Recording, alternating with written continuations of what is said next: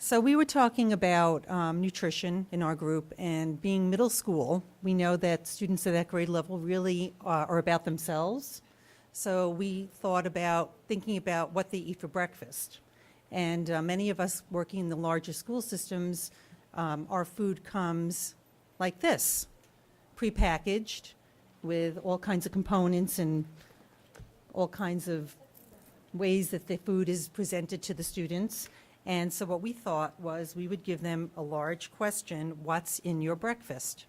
And take the breakfast and break it apart, decipher it, deconstruct it, and start to look at the things that the container is made of, the things that are packaged, what things aren't packaged, what are the foods that you're given, what is it made of, is it processed, is it natural, where does it come from? And start to break it down like that and think about the systems that are associated with that, where the food comes from, how it's made, and where does it go after that. In terms of sustainability, thinking about the packaging, how is it made, and also divergently, how could you make it better? What would you do to create zero waste? What would you do? How could you bring this to the classroom, or how could you get rid of the waste afterwards so that you wind up with zero waste? So having the kids come up with that. Yeah, some other ideas that we had, also getting into the whole nutrition piece of it. So deconstructing, we used a breakfast tray as an example. So again, with the trays, the packaging, the utensils, what goes into the plastics. Kurt brought up before, when you are throwing something away, where is that away going? So the students would be tracking the entire life cycle of a product, whether it's a once living thing, whether it's an egg or my scone with different ingredients in it, or the actual packaging itself. Where does it go when you put it into recycling? A lot of our students say, it's in the recycling bin. I did my thing. That's where it goes. So, kids could possibly split up into different groups based on their interests, whether they're really interested in their French toast and the egg and the milk and the bread and the spices, where all that came from. Calculating their carbon footprint, or the carbon footprint of the breakfast tray, whether it's reused, washed, compostable breakfast tray. And some of, like Marjorie said before, some of the districts that we're in, you get those lunches that are wrapped in plastic, and then the whole thing is wrapped in plastic, and it came off of a larger tray that was wrapped in plastic. So having the kids investigate those pieces, those components, and advocating for better solutions based on their research. Right. And then coming up with the solution, that's the divergent part. Having them really think it through and come up with a better model. They could draw it, they could build it, they could do something to exhibit what they would think would be the next step. Yep. And I can't remember if we brought it up already, but the nutrition piece of it, and making sure that they're also making healthy, nutritious choices for themselves if they're able to, or advocating for the choice to make more nutritious. Anything else, decisions. guys? Did we forget anything? Good. Okay. Okay, so just a couple of things that sort of popped in my brain as I was listening. The local versus global is a big one. It tends to be the more global we go, the more larger waste that there is. Tends to be. Not perfectly that way, but tends to be.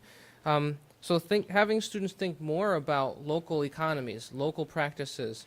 The thing about that part in terms of sustainability is that there's all kinds of studies, which I won't get into, that show globally that various villages and towns that end up having more of a local emphasis, not an exclusion to global, they end up having stronger economies. So what does that mean? What does that mean in a town like, a affluent suburb? What does that mean for a rural town? What does that mean for a city, etc.? Those are really important questions to ask because there's so many sustainability issues around that. So I like what I was hearing, and as I started listening, I started to hear that sort of popping up in my brain too, because that's a really important relationship that I think students have to get more and more and more familiar with. So that was one. And the other one was, for a very long time, we focused on recycling, and I mean we as sort of a general public.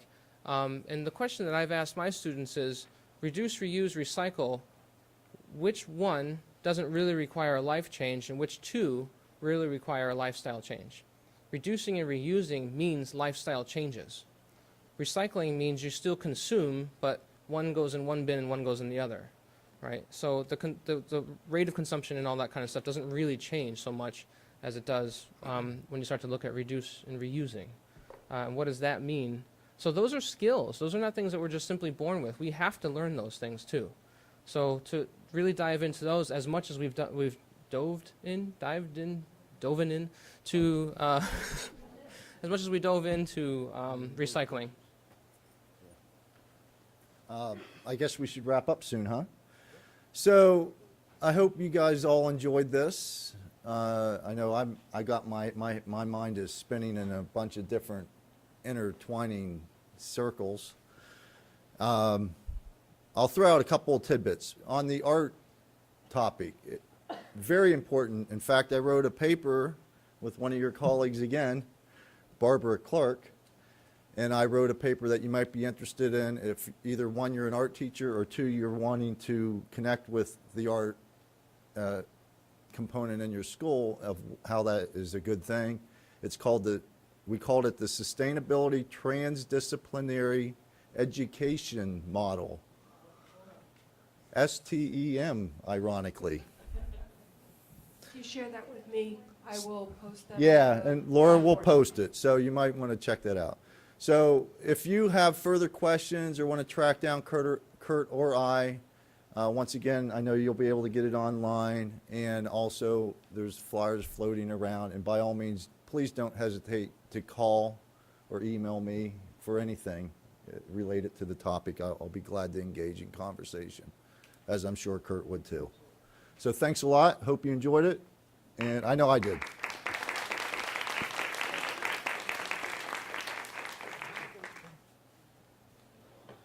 So, at this time, I had incredibly high hopes for this whole project, and you just knocked my socks off.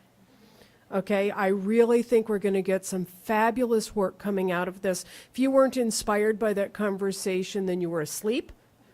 Okay, so I think that we're going to see some great things happen out of this whole convergence of many different hearts and many different minds.